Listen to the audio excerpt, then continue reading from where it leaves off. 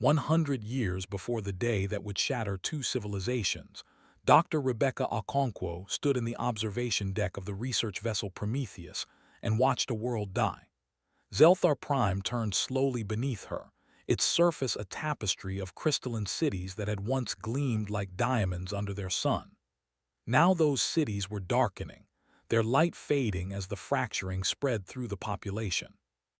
The plague was elegant in its cruelty, turning the Zeltharians' silicon-based biology brittle and lifeless, transforming living crystal into dust. 8.4 billion souls stood at the edge of extinction, and the Galactic Council had offered them nothing but sympathy. Rebecca was 43 years old, brilliant, and possessed of a stubborn idealism that her colleagues found either inspiring or exhausting depending on the day. She had spent 5 years convincing Earth's human assembly to intervene, 5 years arguing that humanity's role in the galaxy should be defined not by what they could gain, but by what they could give. Now, standing at the precipice of either her greatest triumph or most devastating failure, she felt the weight of an entire species resting on her shoulders. The breakthrough came from the most unlikely source. Not from elegant mathematical models or sophisticated quantum analysis, but from modified Earth fungi, simple organisms that could repair crystalline structures at the molecular level. It was messy science, trial and error, human ingenuity applied with desperate determination. The Zeltharian researchers had initially been skeptical. Their civilization valued mathematical precision and theoretical elegance. Humanity's approach seemed crude by comparison. But crude worked where elegant had failed. Rebecca would never forget the moment when the first test subject, an elderly Zeltharian named Vecthar, held up his hand and watched the crystalline structure solidify, strengthen, glow with renewed inner light. The sound he made, a resonant chord that translated roughly to overwhelming joy, had brought tears to every human researcher's eyes. They saved the Zeltharians, all 8.4 billion of them. And when the last patient was treated, when the plague was finally eradicated, Earth's ambassador delivered a simple message to the Zeltharian High Council. We ask nothing in return. Your survival is enough. The Zeltharians, a species whose entire culture was built on mathematical balance and reciprocal equations, could not comprehend such generosity. It violated their fundamental understanding of how the universe worked. But they accepted it, and in accepting, they gave humanity something more valuable than territory or resources. They gave their friendship. 100 years of brotherhood followed, joint colonies on 12 worlds, cultural exchanges that enriched both civilizations, Zeltharian mathematical frameworks revolutionizing human quantum computing, human adaptive engineering helping Zeltharians expand to previously uninhabitable worlds. Marriages between the species, adoption of each other's children, shared music and art and dreams. Admiral James Kincaid, commander of Earth's 7th Fleet, embodied that century of cooperation. His daughter Elizabeth had married Threnzik, a Zeltharian architect whose designs blended crystal harmonics with Earth aesthetic principles. They had adopted 2 children, one human and one Zeltharian, and built a life on New Sydney that represented everything the Alliance had achieved. When Kincaid visited them, which was often, he felt something he had never expected to feel about an alien species. He felt they were family. On the day New Sydney died, Kincaid was 6 hours away, conducting routine patrol operations near the outer colonies.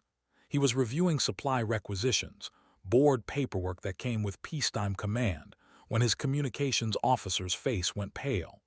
A Zeltharian fleet had emerged from FTL above New Sydney. 47 warships, their crystalline hulls gleaming in the light of New Sydney's sun. Standard formation, standard approach vectors. Nothing unusual except that no Zeltharian fleet had been scheduled for arrival. The orbital defense platforms hailed them, requested identification and purpose. Half those platforms were crewed by joint human-Zeltharian teams, friends calling to friends. The response was weapons fire. Kincaid watched on long-range sensors as the platforms died first, quick and efficient. Then the Zeltharian fleet began systematically targeting population centers. No evacuation warnings, no surrender demands, no explanation, just methodical extermination, as precise and emotionless as a mathematical equation. He ordered maximum burn toward New Sydney, knowing even as he gave the command that it was futile. 6 hours at maximum speed. The attack would be over in 4. His daughter's last transmission came through 3 hours into the attack. Elizabeth's face filled the screen, her home collapsing around her, her husband trying desperately to shield their children. She was screaming, not words, just raw terror and incomprehension. Then static. When Kincaid's fleet arrived, New Sydney was a tomb. 4.2 billion humans dead. 200 million Zeltharian colonists dead too, killed by their own people's weapons without discrimination or mercy. The oceans boiled. The atmosphere burned. The beautiful crystalline gardens where his grandchildren had played were melted slag. The Zeltharian fleet had jumped away, leaving only silence and ashes. Earth's response was not immediate fury. It was shock so profound it paralyzed an entire civilization.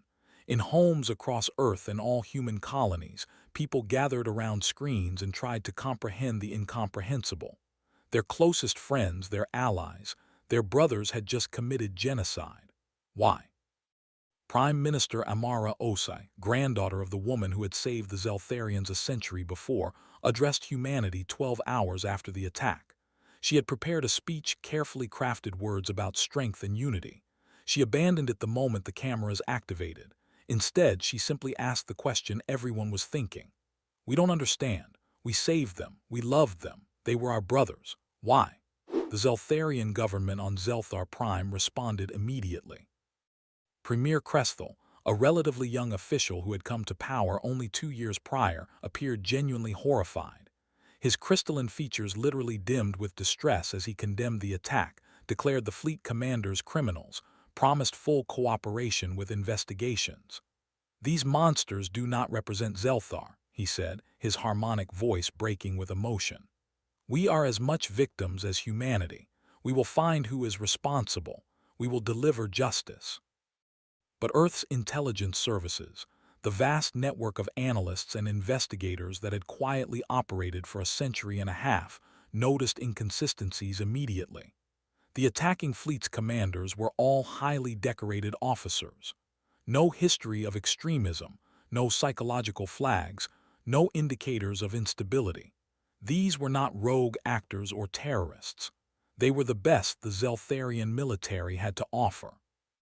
More troubling, preliminary analysis of intercepted communications showed the fleet had received orders through official Zeltharian military channels 2 days before the attack. Whatever had happened, it had originated from within the Zeltharian command structure. The Galactic Council convened in emergency session on Concordia Prime, the massive neutral station that served as galactic civilization's political heart. 847 species sent representatives, filling the grand chamber with a cacophony of forms and voices, all ostensibly united in shock and grief. Ambassador David Park represented Earth. He was 58, a career diplomat who had spent 30 years navigating galactic politics with charm and patience. That patience was gone now, burned away by 4 billion deaths. He stood at the speaker's podium, his dark eyes scanning the assembled representatives, and he did not mince words. "Members of the Council, we have preliminary evidence that the attack on New Sydney was not a rogue action, but a coordinated operation originating from official Zeltharian military channels. We demand a full investigation with human participation. We demand immediate sanctions on Zelthar until the truth is revealed. We demand extradition of everyone in the Zeltharian chain of command who authorized or facilitated this attack. 4 billion of my people are dead. The galaxy will provide justice, or we will seek it ourselves." The speeches that followed were masterpieces of political evasion. Condolences flowed like water, each representative expressing shock and sympathy in their species' particular style. But when the vote came for concrete action, the result was predictable. The Council would establish an independent commission to investigate. The commission would report back in 6 months. No sanctions. No extraditions, no immediate action whatsoever. Ambassador Park understood perfectly. The Zeltharians, grateful for their salvation and determined never to be helpless again, had spent a century building their military into the third most powerful force in the galaxy. No one wanted to confront them. Better to wait, to delay, to hope the crisis would somehow resolve itself. Park's final statement before walking out was delivered in a quiet voice that somehow carried more menace than any shout. "We will remember who stood with us today." And who didn't? Admiral Kincaid was assigned to lead Earth's independent investigation. It was a terrible choice from an emotional standpoint. The man had just lost his daughter, his son-in-law, his grandchildren. He should have been on compassionate leave, surrounded by grief counselors and family. Instead, he requested the assignment. His superiors, understanding that some people process grief through action, approved it. Kincaid assembled a team of the best xenotechnology experts, military analysts, and intelligence officers Earth possessed. They began with the wreckage. One Zeltharian ship had been shot down by the automated defense platforms before the platforms themselves were destroyed. Its remains had crashed into New Sydney's Southern Ocean, and recovery teams pulled the wreckage from the boiling water with grim determination.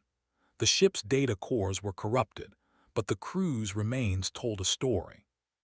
3 days before the attack, all 47 ships' crews had undergone routine neural synchronization at a remote Zeltharian military station. This was standard procedure. Zeltharians sometimes linked their crystalline neural matrices for coordinated operations, achieving a level of tactical unity that other species could only dream of. But when Kincaid's xenotechnology experts examined the crew's neural structures, they found microscopic implants of a technology that was not Zeltharian. The implants were old, constructed with principles that predated modern galactic civilization by millennia, and their purpose, based on preliminary analysis, was clear: external control, mind control.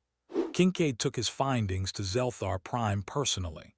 Premier Cresthal received him with what appeared to be genuine eagerness to help. The young Zeltharian leader granted immediate access to the military station where the synchronization had occurred, provided security clearances, offered full cooperation. Kincaid's team arrived at the station 2 days later to find it destroyed. An accidental reactor failure had killed everyone aboard and vaporized most of the structure. The timing was impossibly convenient, but Cresthal seemed as shocked as anyone. "Sabotage," he suggested. "Someone trying to cover their tracks." But one person survived. A junior Zeltharian technician named Velmara had been off duty when the station exploded, visiting her family on a nearby colony. When Kincaid's intelligence operatives found her, she was terrified, hiding in a remote settlement and convinced she would be next.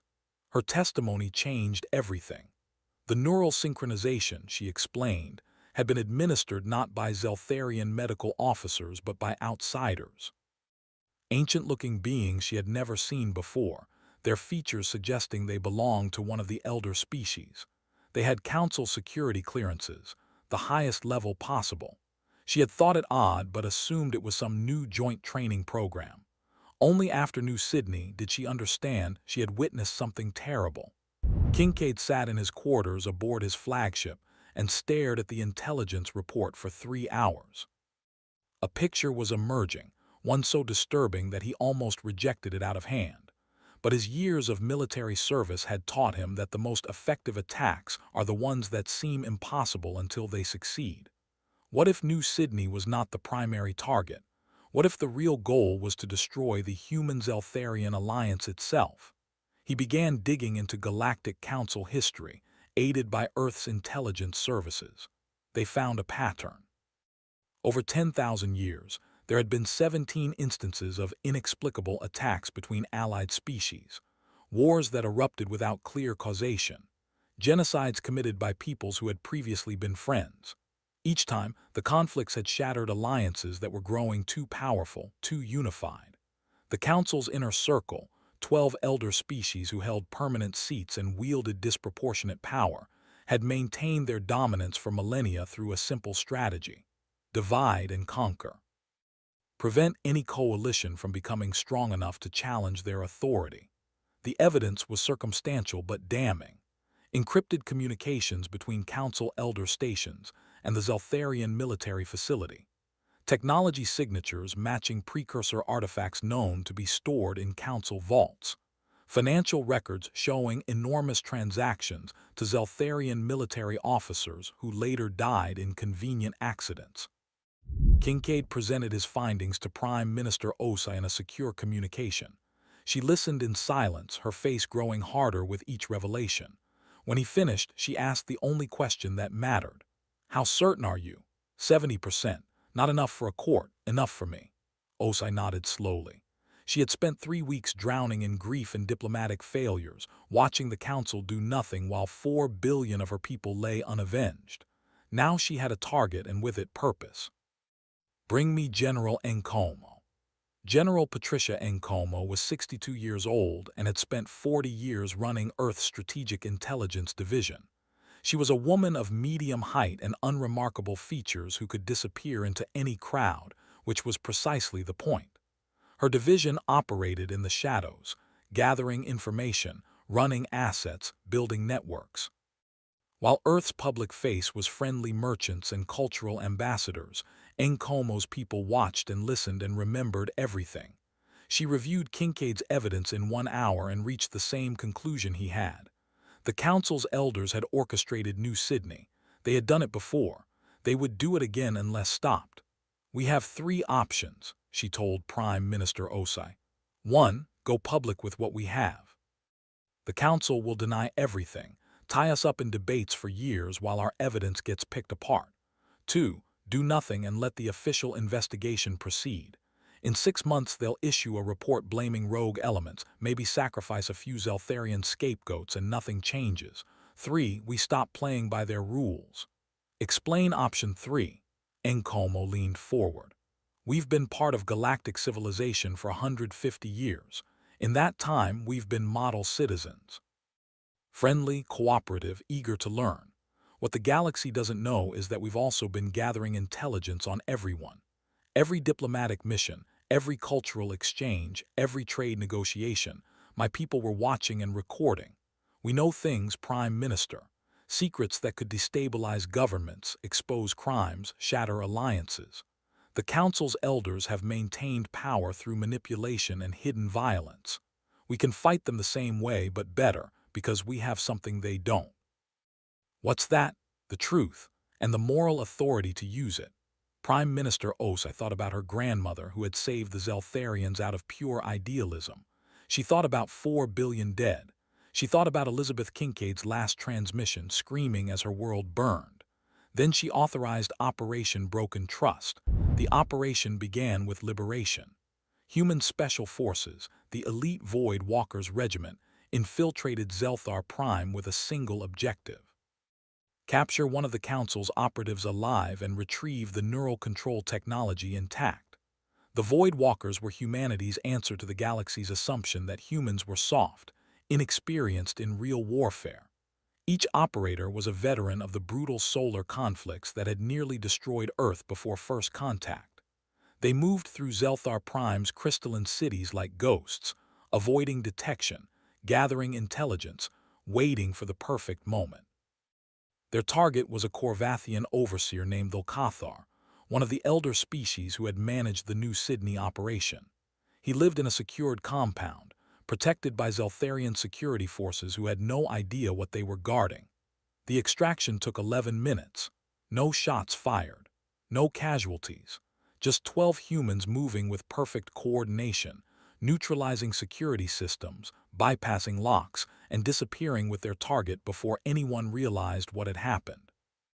Under interrogation, with Zeltharian truth verification technology applied by Premier Crestal's own people, Volcathar confirmed everything. The Council's elders had orchestrated New Sydney. They had used precursor mind control technology to turn Zeltharian crews into unwitting weapons. They had done this 23 times before over 10,000 years. The goal was always the same: prevent dangerous alliances from threatening elder species power. The evidence was released simultaneously to Earth's government, Zelthar's government, and every major independent news network in the galaxy. The effect was instantaneous and catastrophic for the Council's elders. Premier Cresthal's response was broadcast across all Zeltharian worlds. He stood in the High Council chamber, his crystalline form literally shaking with rage and horror, and he delivered a speech that would define his legacy. We believed ourselves to be perpetrators. We have lived with the guilt of genocide, the knowledge that our people murdered our saviors, our friends, our family. That guilt was a burden almost too heavy to bear. Now we learn we were not perpetrators but weapons, tools used by ancient powers to destroy the most precious thing our species possessed, our friendship with humanity. He paused, his inner light pulsing with fierce determination. The guilt remains, but now it has a target. We were manipulated, used, made into monsters against our will. The Galactic Council's elders will answer for this. Zelthar formally withdraws from the Council effective immediately.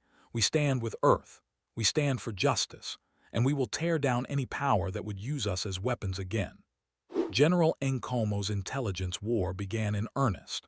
Over the next 4 weeks, carefully curated intelligence packages were released to the galactic media, each one targeting a specific elder species government.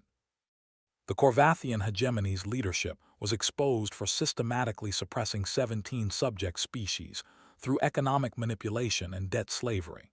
Within days, those species rebelled, demanding independence and reparations. The Vexnari Communion's voluntary membership was revealed to be maintained through chemical dependency engineered into standard food shipments. Their client species, discovering they had been literally addicted to Vexnari control, rose in fury. The Arkan Dominance's pristine reputation for wise governance crumbled when documents surfaced showing 73 political reformers had been secretly executed over 2,000 years. Internal revolution erupted across their worlds, but Nkomo was surgical in her targets. Elder species that had opposed the New Sydney cover-up or voted for real investigation received no intelligence attacks. In fact, Earth quietly shared stabilizing information with them, helping them weather the storm. The message was clear. Humanity's enemy was not the Council itself, but the corrupt core that had manipulated it for millennia. The Council's elders, watching their power structures crumble, made a final desperate play. They assembled a peacekeeping fleet of 3,000 warships from their most loyal subject species. The stated mission was to restore order by occupying Earth and Zelthar for their own protection. The real goal was to crush the rebellion before it spread further. Admiral Kincaid, now commanding the combined human-Zeltharian fleet, received intelligence about the Council fleet's approach. He had 800 ships against their 3,000. The odds were terrible, but Kincaid had spent his entire career preparing for a war he hoped would never come. He positioned his fleet at the threshold of shadows, a strategic chokepoint between Council space and human territory. It was a classic defensive position, one that forced the Council fleet to come through a relatively narrow corridor of stable space. When the Council fleet arrived, their commander transmitted a simple demand: stand down, accept occupation, submit to Council authority. Kincaid's response was equally simple: no. The Battle of Threshold of Shadows lasted 17 hours and rewrote galactic understanding of human military capability. The Council fleet expected a quick victory. They outnumbered the human Zeltharian force nearly 4-1. Their ships were built by civilizations with thousands of years of technological refinement, but they had never fought humans before. Not really. Human military doctrine was forged in the brutal solar wars that had nearly extinguished their species. Every human warship was built with redundancy that seemed wasteful to galactic standards. Lose 60% of your systems and a Council ship became a drifting hulk. A human ship kept fighting. Human crews trained for extended combat, for battles that lasted days or weeks rather than the quick decisive engagements galactic warfare favored.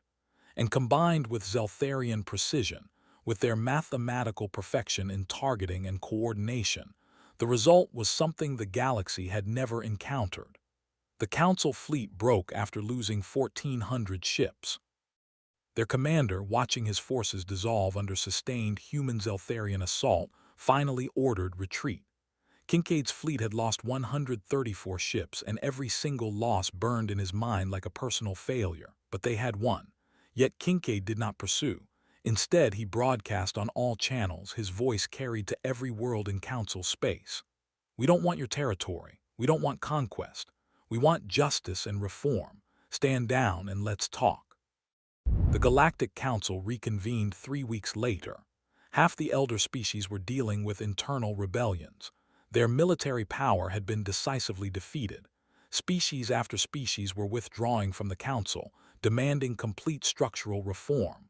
Prime Minister Osai and Premier Cresthel addressed the assembly together, a human and a Zeltharian standing unified. Their demands were non-negotiable: dissolution of permanent elder seats, complete disarmament and destruction of all precursor mind control technology, a truth and reconciliation process for all previous manipulated conflicts, a universal rights charter protecting all species, and human Zeltharian oversight with real authority for the next century.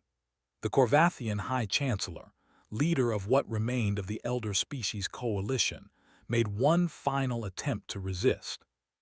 He stood before the assembly, his ancient features twisted with contempt, and delivered what he thought was a devastating condemnation. You speak of justice, Ambassador Osai, but look at what you've done. You've destabilized governments, killed thousands in battle, threatened the order that has kept this galaxy from total war for 10,000 years. You're proving that humans are too dangerous, too emotional, too— Admiral Kincaid, present in full military dress uniform, interrupted. He had been silent throughout the session, standing behind the human delegation like a statue. Now he moved forward and the entire chamber fell silent. You killed my daughter, Kincaid said quietly. You killed my grandchildren. You killed 4 billion of my people. You did it using our closest friends as weapons, specifically calculated to break the bonds between our species. And you did all of this to maintain your power. He approached the Corvathian Chancellor, stopping just short of the elder being. We could have done the same. We could have blamed the Zeltharians, gone to war with them, killed billions in revenge. That's what you expected, isn't it? That's what you wanted. Instead, we investigated. We found the truth. We exposed it. We fought only those who attacked us. And now we're offering you something you never offered us.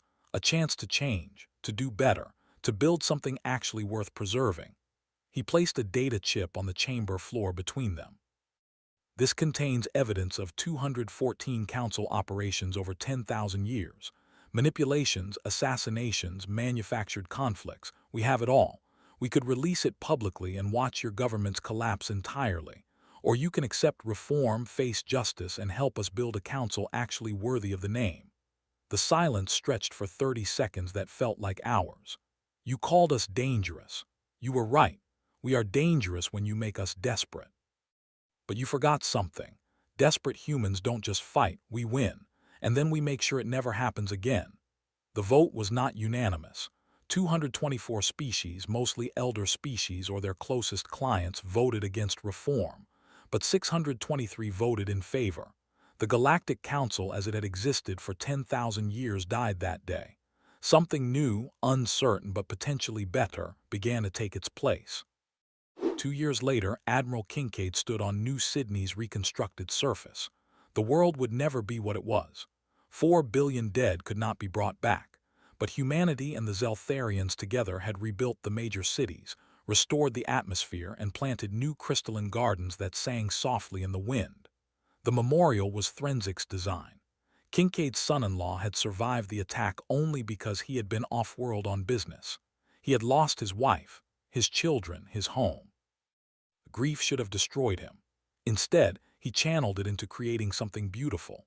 4.2 billion names were etched in Zeltharian crystal, each one linked to harmonic resonators that would sing their memory for 1,000 years. The central spire reached 100 meters high, visible from orbit, a testament that some bonds cannot be broken even by genocide and manipulation. The inscription in both human and Zeltharian languages was simple. They died in an attack meant to divide us.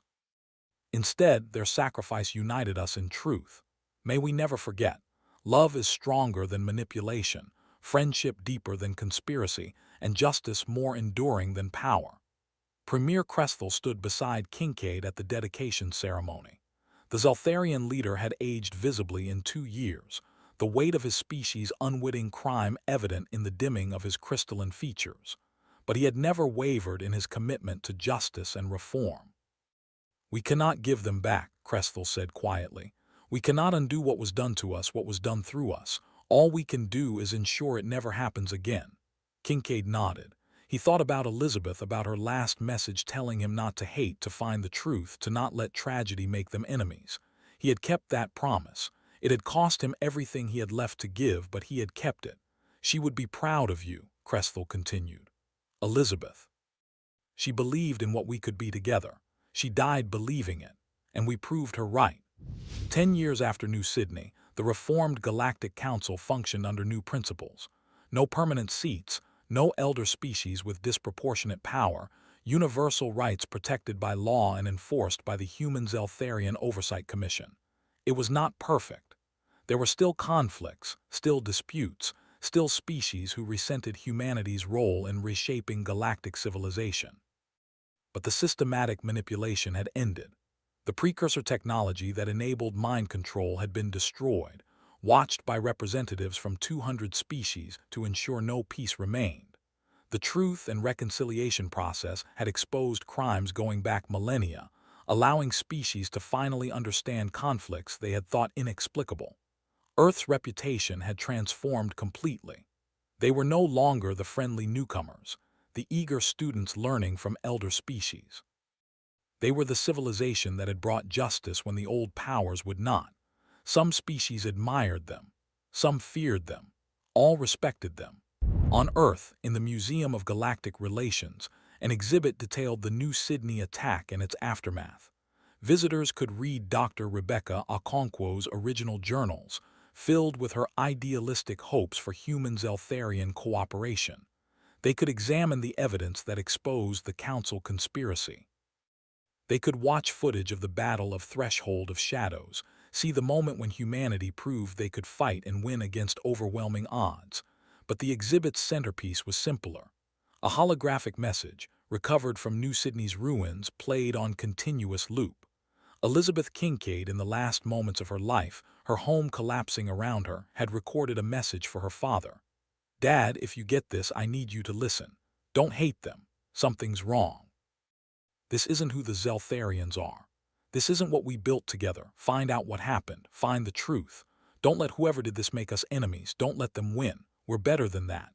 Humanity is better than that. I love you. I love Thren. I love our children. I love the galaxy we were building. Don't let them destroy it. Please." Admiral Kincaid, retired now but still consulted on matters of galactic security, visited the exhibit once a year on the anniversary of the attack. He would stand before his daughter's message and remember her idealism, remember her faith in the Alliance, remember her final wish that he find the truth rather than surrender to hate. He had kept that promise, and in doing so, he and humanity had taught the galaxy something it had forgotten over 10,000 years of cynical power politics. The most powerful thing an apex predator can do is not destroy its enemies. It is to prove that mercy, justice, and truth are not weaknesses. They are the foundations of strength that endures long after empires built on manipulation crumble into dust. The memorial on New Sydney sang its soft harmony, 4 billion voices remembered in crystal and light. And across the galaxy, humanity's reputation carried a new understanding. They were dangerous, yes, formidable in ways the elder species had never imagined, but they were also something more important. They were just, and that made all the difference.